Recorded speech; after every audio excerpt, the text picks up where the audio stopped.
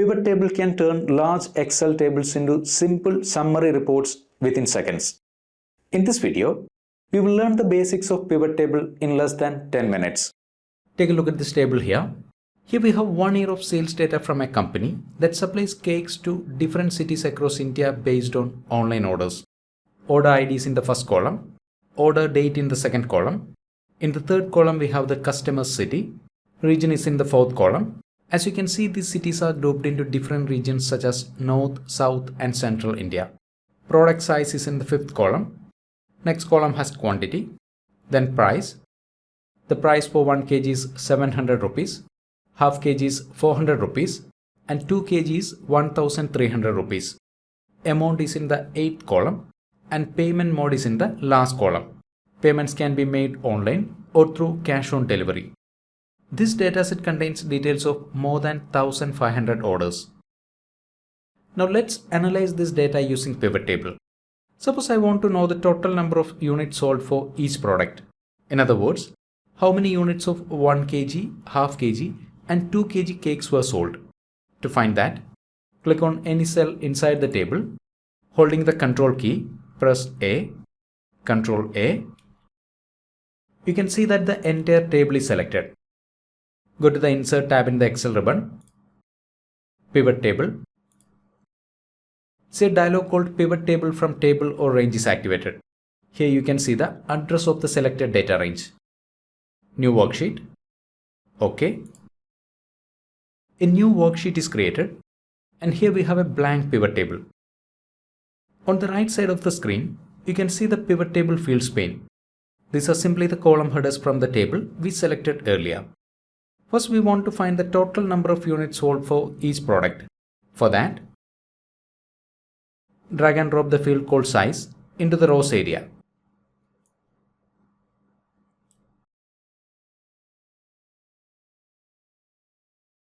Now we have the list of products: half kg, 1 kg, 2 kg. Next, drag and drop the field called quantity into the values area. And now we have the total number of units sold for each product. 1 kg, 1561 units. To add 1000 separator to these numbers, select the cells containing numbers, right click, format cells, number, use 1000 separator. We don't need decimal places. OK. Now if you want to know the revenue generated from each product, you can get those details by making a few small changes to the same pivot table. Click anywhere inside the pivot table. Remove the field called quantity from the values area.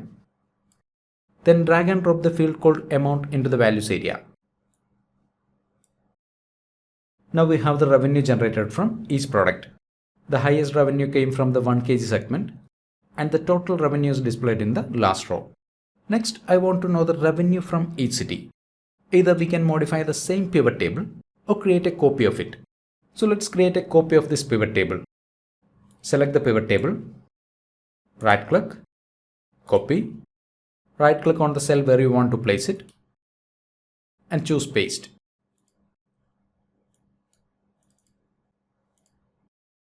Remove the field called size from the rows area.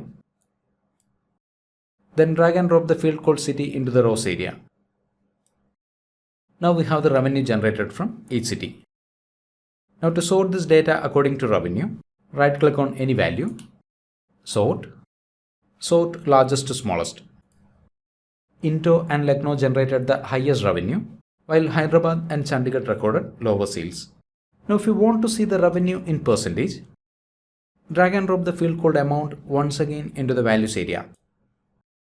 Right click on the new values, show values as, select percentage of grand total.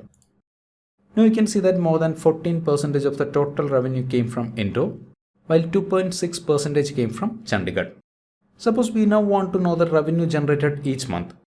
Either we can modify this pivot table, create a copy of it, or create a completely new pivot table. To create a new pivot table, click inside the source table, Control A, Insert, Pivot Table, PivotTable from Table or Range, New Worksheet, OK. a new worksheet is added with a blank pivot table. To find the revenue generated each month, drag and drop the field called order date into the rows area. Now we can see the list of months.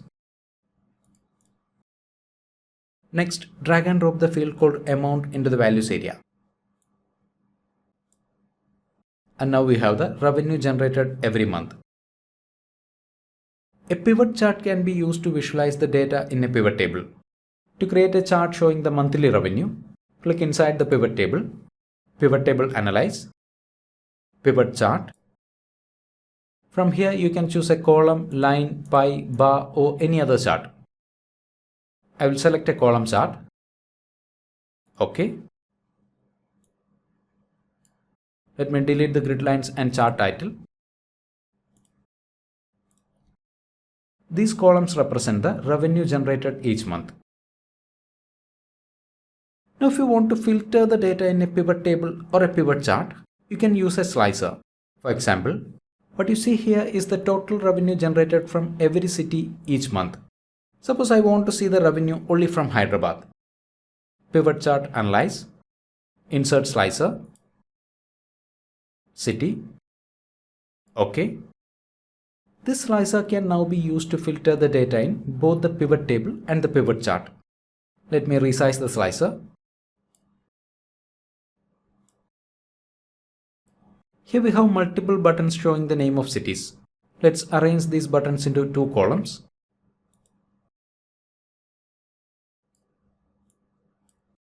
We can also change the color of the slicer. Now when I click on this button called Hyderabad, both the pivot table and the pivot chart will update and display the revenue only from Hyderabad, Chandigarh, Jaipur, Lucknow. To view revenue from multiple cities, holding the Control key, click on the corresponding buttons, Chandigarh, Chennai, Jaipur. To remove the filter, click on Clear Filter. The dashboard you see in the background was created entirely using pivot table, pivot chart and slicers. Not even a single Excel formula was used. If you want to learn how to create this dashboard, the full tutorial link is available in the video description. See you soon with another Excel tip. Thank you for watching and wish you a great day.